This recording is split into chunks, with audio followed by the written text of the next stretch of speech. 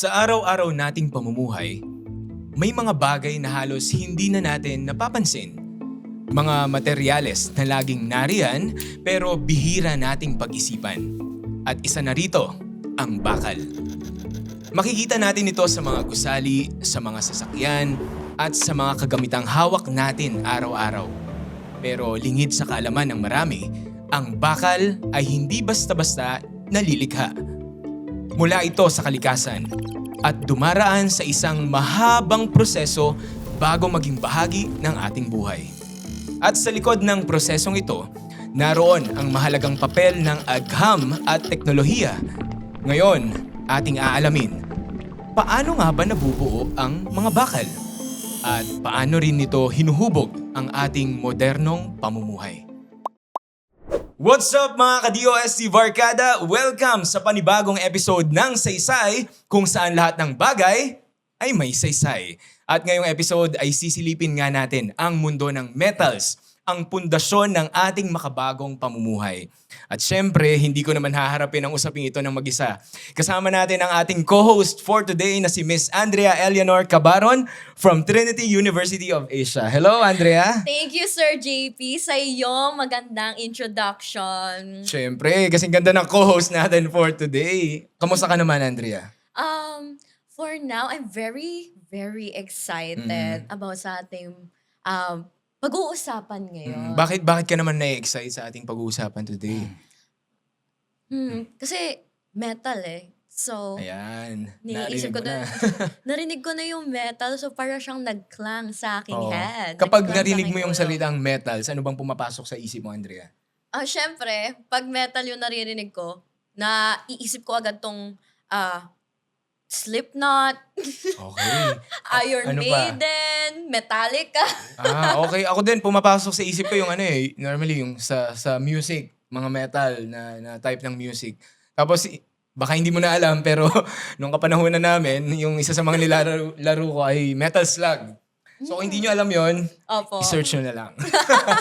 Dahil Roblox na kayo ngayon. Tama ba? Opo, Roblox, Ayan. Valorant, ayan. At syempre para mas bigyang saysay ang usapin natin ngayon, makakasama natin ang ating eksperto from DOST Metals Industry Research and Development Center. Please welcome Dr. Agustin M. Fudolig. Hello, Welcome sir. po Welcome. sa Saysay, Doc. Magandang araw, Doc. Magandang araw, JP. Magandang araw, Maraming Andrea. salamat sa oras ninyo, pagpapaunlak para maging part ng episode na ito today.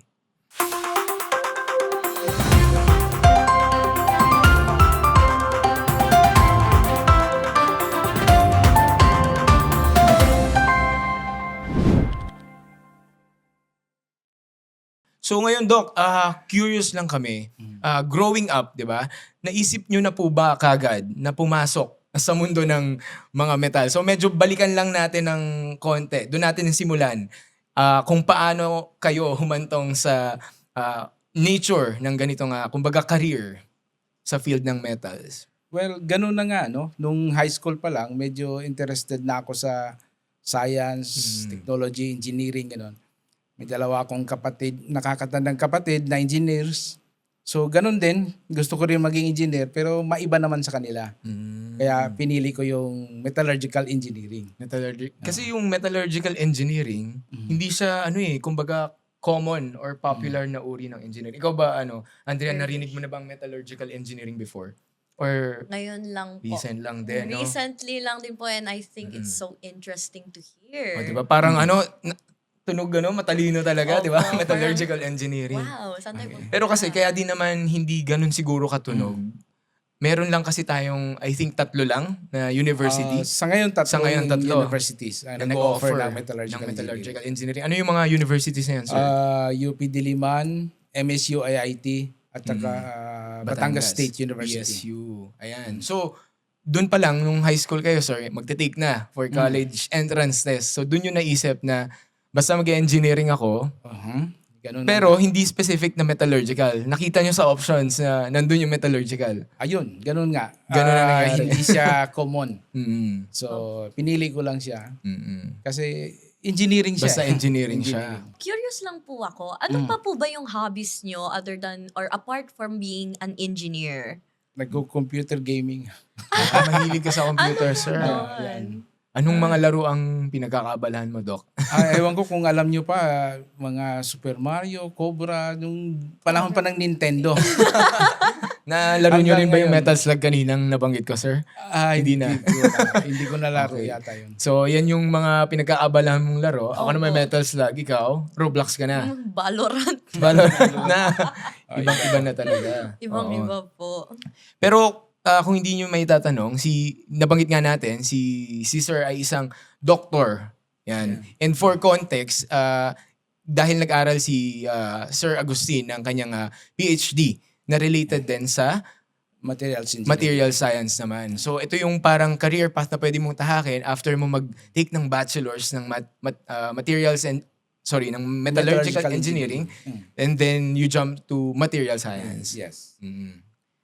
So, may question po ako, Doc. Since nung bata po ako, akala ko po basta bakal, galing lang siya sa factory. Saan po ba talaga nagsisimula ang metal? Well, siguro mas mainam na ikwento ko sa inyo kung saan talaga nanggaling yan. Pero sa kwentong ito, isasama ko yung tatlong profesyon. Mm.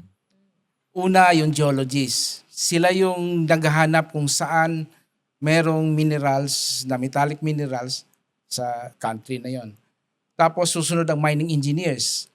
Ilalabas naman nila yung minerals na yon. At pagkatapos, yung metallurgical engineer, ita-transform niya yung minerals or yung ores into metals. Into metal. So yung tatlong profesyon na yon ay direktang responsible kung paano nagkaroon tayo ng metals and metal. yung bakal nga sinasabi.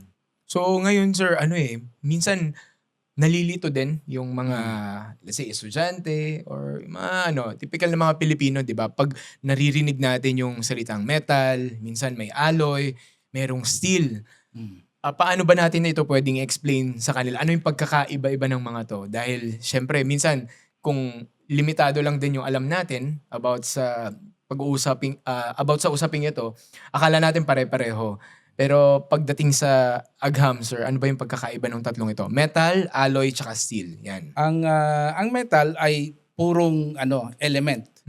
Kung baga sa chemistry, may mga elements tayo na So ito yung puro, Correct. 100% pure. Pag alloy, ito ay may halo na. Mm. Kung baga, halimbawa lang sa jewelry, Mm. sa singsing ninyo, kung ito ay 24 carats, ito ay metal. Pure metal ito. Pero pag ito ay 22 carats, 18 carats, 14 carats, ito ay alloy na. May halo na siyang ibang metal. So normally, ang hinahalo nila, gold, nickel, or gold, copper, gano'n. Ngayon, ang steel naman ay alloy siya.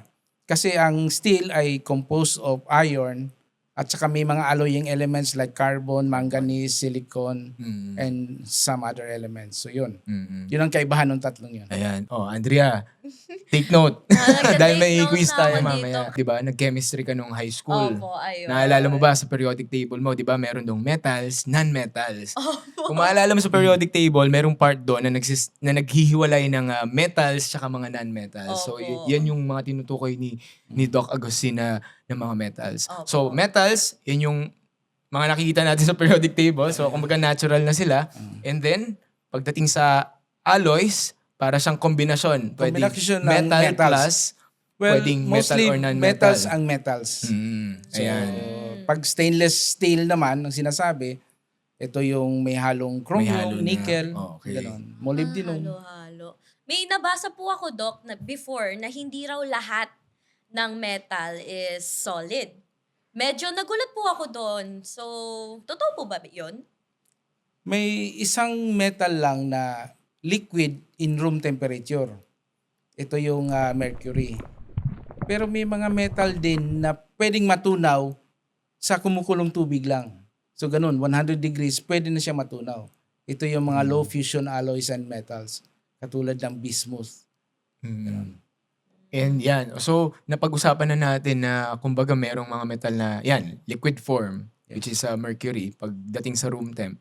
So, pumapasok na tayo dun sa kumbaga usapin ng properties Opo. ng mga metal. So, ngayon, Doc, kapag inobserbahan kasi natin, minsan merong mga bakal na parang buo, at matibay siya. Habang yung iba naman, sobrang nipis nila tsaka madaling ma-deform. So, ano ba yung mga nagde-determine ng properties ng mga metals natin? Bakit sila may ganitong pagkakaiba-iba? Una, bawat metal or elements, may kanya-kanya siyang properties. Pero pag ginawa mo na siyang alloy, sinusubukan mo siyang patigasin or palambutin. So, yun ang isang purpose kung bakit meron kang alloys. So, halimbawa, ang purong aluminyo ay pwede mong panipisin hanggang aluminum foil, pang balot ng pagkain. Or pwede mo itong lalagyan ng alloying elements at pakapalin na gawin mong component ng barko o ng eroplano. So, isang aluminyo lang yon. Sa bakal naman, iba-iba din. Iba-iba rin. Pwede mong gawing yero na bubong mo Mas or manipis. pwede mong gawing barko. Ngayon, O mas pwedeng makapal maging naman, tangke. sir. So ganun ang marami ang base sa properties ng metal yung gamit niya. Okay. So, yun lang po. For that question kasi, Sir JP, I'm so curious kasi napapansin ko po minsan sa mga metal, hindi po sila kumakalampag. Parang, or kaya kumakalampag sila, malakas yung tunog. Bakit po ganun? Kasi ang metal may nagba-vibrate siya kung ito ay kinalampag mo. So yun ang unless may ibang metal din hindi ganun katagal mag-vibrate. So minsan matagal ang tunog, minsan sandali lang ang tunog niya. Depende sa sa properties nga niya. So yung vibration na yun yung nagkukos ng parang sound niya. Sound, di ba? Okay.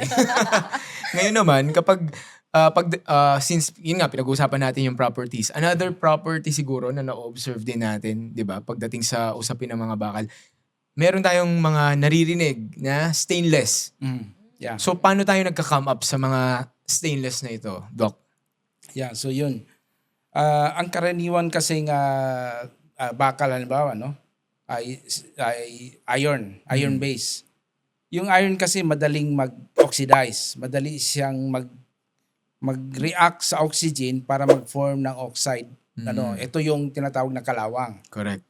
Pero kung dadagdagan mo siya ng alloying elements like chromium at saka nickel, ito yung nagsiserve na magre-react sa oxygen at mag-create ng protective layer doon sa iyong component para hindi na tutuloy yung oxidation. So yun ang effect kung bakit. Tandaan mo yan, Andrea. Ay, Mag-quiz Sir tayo JP, mamaya. may naalala ko dyan kasi 'di ba yung mga stainless steel, madalas po sila sa utensils natin or pag mamimili yung nanay ko kailangan stainless steel Dapat para hindi stainless. mangangalawang, Para di hindi ba, sir? mangangalawang. So Oo. ngayon, dahil stuck pa rin ako sa kalampag kapag na-drop yung utensil. Ay, may bisita. May bisita. Kapag Totoo mo kaya yun? kapag tinidor, ano yun? Lalaki daw o babae? Babae po ata. Lalaki. Tapos, Lalaki. kasi tayo-tayo yung buhok nun. Kaya tinidor. Kapag spoon yung babae. Opo. So, dun sa sinasabi ni Sir, kaya nga para hindi mangalawang, parang kumbaga nagkakaroon ka ng protection para hindi directly magre-react yung oxygen mo dun sa mismong sa metal. dun sa metal mo. So, yun. Oo. By the way po, Doc, bakit po may metals na hindi shiny? Kasi di ba parang expectation namin or natin, pag metals, shiny po siya or makintab. Depende yan sa surface preparation eh. Kasi ang shiny kasi it's more on reflection ng light. So kung magaspang ang surface ng metal, so yung reflection ng light hindi ganun ka diretso sa iyo. So hindi Hindi siya ganun ka-shiny. hindi siya ganun ka shiny. Ang tanong ko din po dyan, may iba't iba po bang na-execute na sabihin nating work yung shiny or makinang na metal versus yung rough metal? Meron yan minsan sa aesthetics, merong mga ganun. Siyempre, At di ba? saka meron ding practical reason. Kasi halimbawa, gusto mong pinturahan yung surface ng metal. Kung shiny ito, baka hindi kumapit yung pintura. Pero kung ito ay rough, mas kakapit yung pintura doon sa metal na yun. Okay. So may mga practical reasons and at the same time pwedeng aesthetic. Aesthetic ng mga Aesthetic, mga Gen Z, yan. di ba? Sa amin Siyempre yan. kung halimbawa sa bahay mo, gusto mo ba magaspang yung itsura ng Ay, naku po, metal, di hindi ba? po. Mas gusto mo Kalimutan na shiny, natin di ba? yan. Para maganda sa background pang IG. Okay, so follow up lang po, Doc. So bakit po mahalaga na alamin natin ang properties na ganito? Yung mga properties ng metal ay ito yung nagbibigay sa iyo ng indikasyon kung saan mo pwedeng gamitin yung material na yon. Kasi kung halimbawa, meron kang hindi magnetic na material, hindi mo to pwedeng gamitin sa induction cooker.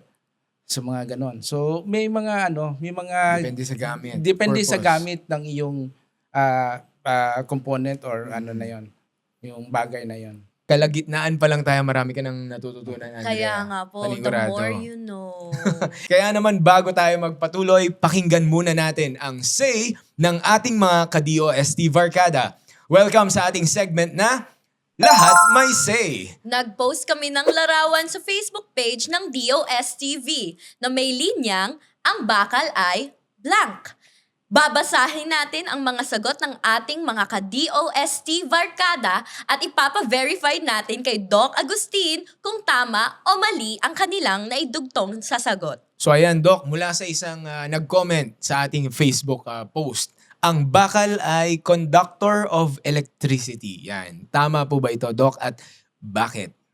Tama 'yun na conductor of electricity ang bakal kasi ang properties kasi ng bakal, meron siyang, kung titingnan natin sa atomic level, meron siyang free electron na dahil dito mas madaling mag-conduct yung electricity sa bakal. Kasi 'di ba nalaman din natin sa chemistry, dapat hindi ka absent noon, Andrea, na nagko-conduct ng electricity kapag nagfo-flow ang Yung ating electrons. Ang sabi naman ng isang ka-DOST Barkada natin ay ang bakal ay nakakatetano? Totoo po ba to, Doc? Depende kung meron siyang, ano ba yun? Ang tetano kasi ay cause ng bakterya, hindi ng metal eh. Kung yung metal mo, merong bakterya yon at ikaw ay natusok ng metal na yon, pwede yung bakterya lumipat sa'yo at magkatetano ka. Pero kung wala yung bakterya na yon, wala. Hindi ka Hindi ka matetetano. matetetano. So kumbaga, hindi talaga direkta yung link ng pagkatetano mo dun sa bakal. Pero kasi siguro nga, 'di ba, naturally ang bakal naman kasi nandyan lang sa labas, exposed siya sa dumi, ganyan, kaya possible may bakterya. So, Opo. sa sinasabi ni Doc, parang si bakterya talaga yung mas Ang cause ng tetano, cause ng tetano mo. hindi si bakal. Oo, hindi si bakal. Ayan. At ang sabi ng isa pa nating ka-DOST Barkada from Facebook, ang bakal ay minsan matigas, minsan malambot. Ano masasabi niyo rito, Doc? Yeah. Pwede yon, may mga paraan para patigasin at palambutin. Ang isang paraan dito yung alloying. Okay. Maglalagay ka ng alloys, pwede mong patigasin.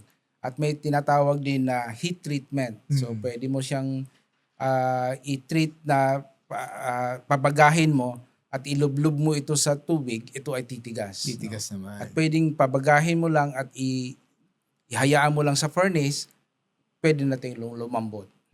So, hindi common nagdagdag ka ng another element or yung alloying element ay titigas. Pwede siyang tumigas, pwede ring lumambot.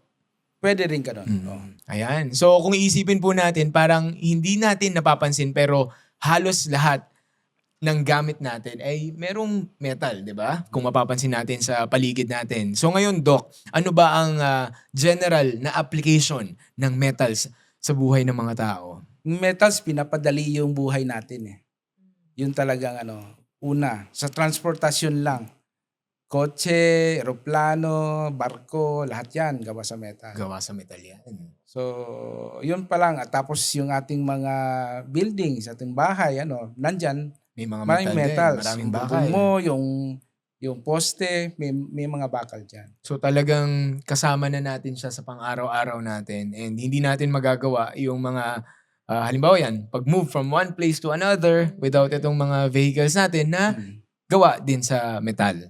Transportation aside, Doc, paano po natin nagagamit ang metal sa mga gadgets? Well, sa gadgets, may mga parts siya dahil because of the properties na very conductive at hindi umiinit, isa yun sa mga ano. Of course, may mga metals and compounds para sa baterya ng mga gadgets. So, yun. Yun ba yung alkaline po ba yun? Yung mga lithium batteries. Ah. So yun, isa yun sa gamit ng metal. No? At bukod dyan, possible din, so nabanggit na natin, transportation, gadgets, and another possible way na magamit ang mga metals ay pagdating sa mga infrastructures natin, no, Doc? So, tulad ng buildings and mga tulay, ganyan. So, ano pa bang ibang infrastructure yung common na nagagamit ang metals, Doc? Well, sa Pilipinas, ang pinakamalaking gamit talaga ng bakal o yung steel na tinatawag ay sa construction. Construction talaga. Bridges, buildings, So, andyan roofing. Roofing din Yeah. mismo. So yun, no? Yun yung mga gamit talaga ng steel. Of course, kung iba namang metal katulad ng copper, ito yung man sa electric wires para sa yun, sa kuryente nyo. Sa kuryente naman. Tapos sa mga ano naman, sa mga utensils naman, nandiyan naman si aluminum. So another kind of metal naman yon, aluminum. Oh, tsaka so yung simpleng kapag halimbawa yung sa bangus, ano man tawag doon yung foil. gumagamit May nga foil, natin ng ayun. foil. Metal, di ba? Yun.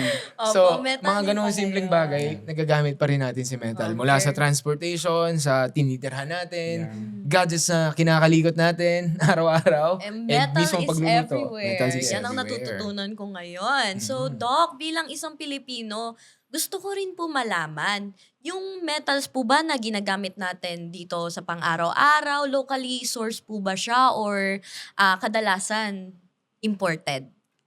Sa ngayon, kadalasan imported. Opo. Pero tayo naman ay i-export naman tayo ng ores. Katulad ng ating nickel laterite na ini-export natin as ores pero bumabalik na siya as nickel metal or as in the form of nickel batteries na gano'n. So, pero mga ilang percent kaya, Doc, kung may idea tayo, ilang percent ng mga metals natin ay ini-import natin and the rest are sourced locally? Depende sa metal eh. Halimbawa sa aluminum, lahat yan imported. Ah, Of course, okay. Iba-iba meron din tayong talaga. tinatawag na circular economy. Kung saan yung mga scrap ay pwede nating tunawin at gamitin uli. So, meron tayong gumagamit tayo ng scrap dito sa bakal, meron tayong scrap steel, nag-melt tayo. Sa aluminum, nagme-melt din tayo ng scrap aluminum. Sa tanso, sa bronze, brass, nagtutunaw din tayo ng mga scrap para gawin uli na gagamitin uli sa ibang bagay. So yun ang mga Speaking of tanso, nasubukan mo bang magbalot ng yung linya ng kuryente? Hindi Di ba binibenta yan sa sa mga junk shop? Teka lang, legal ba yun, sir? kung sa'yo yung wire, legal Sa akin naman yung wire. Okay, sige. Huwag mo lang kinuha Naalala kung ko saan. yan nung bata kapag wala kayong magawa bakasyon, tapos gusto nyong may pagkakitaan, di ba? Bukod sa pupunta kayong junk shop, ay bibenta nyo yung mga dyaryo o kaya nagbabalad ka nung kung may mga extrang mga ganyan. Isa yun sa mga kalakal. Kalakal. Kalakal Okay. talaga. Oo. Sa ngayon, importer kasi tayo ng flat products ng steel katulad ng para sa bubong. So lahat yan halos ay imported.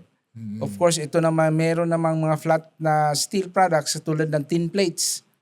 So yung mga lata ng sardinas, lata ng corned beef, yung lata doon, ini-import din natin. Ini-import din natin yun. Tin plates naman yon. Okay. Meron bang any particular metal, sir, na kumbaga mas siya, locally sourced? Well, meron tayong processing ng copper sa Maylete. Ito yung tinatawag nilang pasar.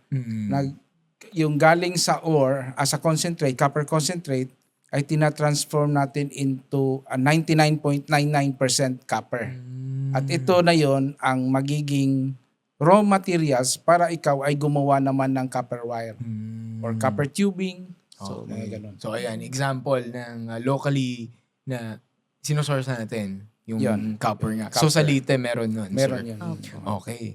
Ayan. So dahil napag-uusapan na din natin yung pagiging locally sourced nitong mga metals, related doon, meron nga tayong DOST MIRDC, which is yung pinagtatrabahuhan ni Doc Agustin. So tungkol dito sa DOST MIRDC, sir, kung saan kayo nagtatrabaho ngayon, ano ba ang mga ginagawa ninyo dito bilang isang metallurgical engineer? Well, ang MRDC ay tinatag bilang isang government agency na tumutulong sa metals and engineering sector. So sa metals manufacturing, kami tumutulong sa training ng technicians, training ng engineers, testing, quality control, research and development, business advisory, technical consultancy. So yun ang mga serbisyo ng MRDC sa industry. Tinutulungan namin yung industry sa sektor ng metal. So may mga pag-aaral din ba, sir, kung paanong posibleng mas maraming percentage na itong mga ginagamit nating metals ay locally sourced para siguro baka mas mura, di ba, kung locally sourced versus imported. Meron bang mga ganung parang future plans or studies? Meron namang mga ang tawag dito ay value adding projects, no. So imbis na ibenta mo siya as ore lang, i-transform mo into a more expensive marketable products na processed in country. So yun ang mga project na yan. MIRDC. So maraming gumagawa diyan, hindi lang naman sa MRDC, sa Mines and Geosciences Bureau, and itong ating mga academe na may programa on metallurgical engineering. Oh, so what are the major projects under DOST MIRDC at sino na po ang nakikinabang dito? Well, may mga proyekto kami nga sa human resource development, like yung mga machinist, yung mga nagtutorno or nag-machine ng mga parts. Meron kaming sa isang I think mga 5 or 6 years ago, meron kaming proyekto na i-train namin about 800 people, tinrain namin. Wow. Sa ngayon kasi mas meron kami mga proyekto doon sa mga emerging technologies, especially dito sa may related sa Industry 4.0. So mechatronics, robotics, 3D printing, advanced manufacturing. So meron kami mga proyektong gano'n na medyo sa ngayon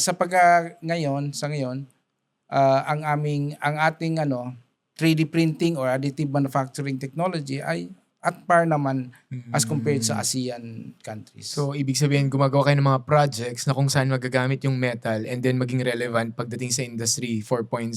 Yes. Kasi yung Industry 4.0, yan yung future ng industrial revolution natin eh. Diba? Yan yung kung paano nagpo-progress yung industry natin. Ngayon, sir, dun sa mga pinagkakaabalahan ng DOST MIRDC, anong specific metal ba? Kung mapapangalanan mo, sa dami-dami ng metals na meron, di ba? Ano yung pinagtutuunan ng pansin ni DOST MIRDC? Well, mga 5 years ago, natapos lang namin yung isang proyekto on processing ng iron making ng magnetite sand. So, base doon, yung marami kasi tayong magnetite sand as a source of iron. So, ito ay binibenta lang natin as concentrate. So, tinitingnan namin yung value adding. Kung dito mo gagawin yung processing, ano ang mangyari? Kung kaya ba or ano? Kung kaya. Makaka-produce ka ba ng steel or iron doon sa source na yon, sa mineral source na yon. So, yun, natapos dyan naman namin yun. Saan galing yung mga magnetite sand dito sa Pilipinas, sir? Marami tayong deposits na magnetite sand sa may Leyte at sa may Cagayan Valley, sa may Region 2. So yun, mas maraming yung dalawang portions na yun, mahigit 1 billion tons of ores ang nandun. Ayan. So, ang dami talagang pwedeng paggamitan ng technology when it comes to metals. And tumutulong nga ang DOST MIRDC para gawin yan. Pero dagdag ko na rin, sir, kasi kanina nabanggit natin na sa ngayon, meron tayong 3 universities na nag-offer ng metallurgical engineering. Pero kasi, di ba nga, kung mas pinapalago din natin yung sector na ito, meron din bang mga plans in future na mas maraming university yung makapag-offer ng ganitong uri ng bachelor's degree para yung mga estudyanteng maging interesado pagdating sa sektor na ito, 'di ba? Mas accessible din sa kanila kung mas dadami yung mga schools na kaya makapag-offer. Meron namang mga plano din yung ibang mga universities. In fact, may isa nga na nag-offer before pero huminto. Sana ipagpatuloy nila yon. May balik. Ibalik nila yung programang yon. At saka may iba pang mga universities na interesado din na, i-put up mag-offer ito. ng metallurgical engineering. Ayan. So, ikaw, Andrea, kung gusto mo man mag-aral pa ulit, pwede mo yan i-consider. So, ngayon, Doc, sa bilis ng pag-unlad ng, yun nga, technology natin ngayon, minsan parang hindi na natin napapansin na yung metals yung backbone talaga ng lahat ng ito. Kasi ang daming nangyayari. So, sa tingin niyo po ba, Doc, gaano kahalaga na patuloy pa rin natin itong pag-aralan and paunlarin pagdating dito sa Pilipinas? Well, yun nga. Sabi mo nga, backbone ang metals in any progress sa country. So, kailangan talaga suportahan ang metals manufacturing or metals education, metals training. So, dito sa aspeto ng sa halimbawa sa research and development ng metals, nandiyan naman ang MRDC na tumutulong sa ating mga industry para humanap ng ibang mga alternatibong paraan para tumaas yung kanilang mga kita. Kita. Yung ganon. Ayan. So yun. So talagang importante na pinagtutuunan din natin ng pansin yung ganitong usapin. So, ang dami nating natutunan ngayong araw na to, Andrea. Grabe. Pero yun nga, 'di ba? Sobrang halaga niya. And Oo. dahil mahalaga siya and kailangan din na talagang tuloy-tuloy yung study, mas mapalaki natin yung sector na ito, siguro yung skills natin when it comes to metals. Sir, baka meron kang gustong iparating sa ating mga estudyante na posibleng makapanood nito na pwedeng ma-influence natin sila na kung meron silang ganitong interest and curiosity pagdating sa field na ito. Baka meron kang mensahe sa mga estudyanteng yon, sir. Well, siguro tingnan niyo muna yung mga araw-araw na gamit yung gawa sa metal. Yun, nandyan yung barya. Araw-araw nakikita niyo yan. Alam niyo ba kung paano ginawa yan? Meron kayong hikaw, meron kayong singsing, meron kayong... Ito ay mga pang-araw-araw na bagay na gawa sa metal. And I think in the future, nandyan pa rin yan. Kaya tuloy-tuloy pa rin ang dapat pag-aaral o pag-develop ng ating metal and engineering industry. So, I think ang ating mga high school students na gustong tumuloy sa profession ng metallurgical engineering, well, masaya ang maging isang metallurgical engineer. Pwede kang nasa bundok, pwede kang nasa syudad Ayan. sa trabaho. Ayan, tsaka kung iilan pa lang sa ngayon, 'di ba? Ay, konti Talagang pa lang sa Pilipinas. merong opportunity para mas palaguin natin yung sector na 'yon. So, ayun, Doc. For the last message po natin sa ating DOST Barkada. Sa industriya ng metal, ang Metals Industry Research and Development Center ay nandyan para tumulong sa ating industriya, kahit sa ating mga estudyante, sa ating mga academe, para palaguin ang metals and engineering. Dahil sa research, sa training, sa technology transfer, sa consultancy, yun, nandun kami para tumulong sa ating mga kababayan, maging industriya ka man, sa academe, or nasa gobyerno. Yun. Maraming salamat, Doc Agustin, for being here with us today. Sobrang dami naming natutunan. And for sure, yung mga makakapanood ng episode na ito, marami ding matututunan talaga. Ako, marami na ako natutunan. Nakaupo pa lang Marami ako kang dito. baon today, Andrea. Opo. Kaya naman ngayon, mas naiintindihan na natin ang bakal ay hindi lang basta material. Ito ay bahagi ng bawat kwento ng ating pag-unlad, mula sa simpleng gamit hanggang sa malalaking imbensyon. At sa likod ng bawat piraso ng metal ay agham, sipag at inobasyon ng tao. Ako po si JP. At ako naman po si Andrea from Trinity University of Asia. At samahan nyo kami sa susunod na episode ng Saysay. kung saan lahat ng bagay ay May may saysay. saysay.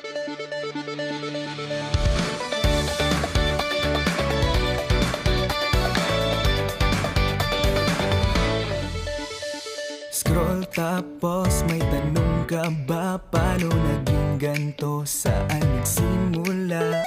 Sa likod ng trends may kwento ang agham. Anong sagot? Tara na't alamin natin yan. Hindi kailangan na maging komplikado. Nandiyan ang siyensya na tutulong sa'yo.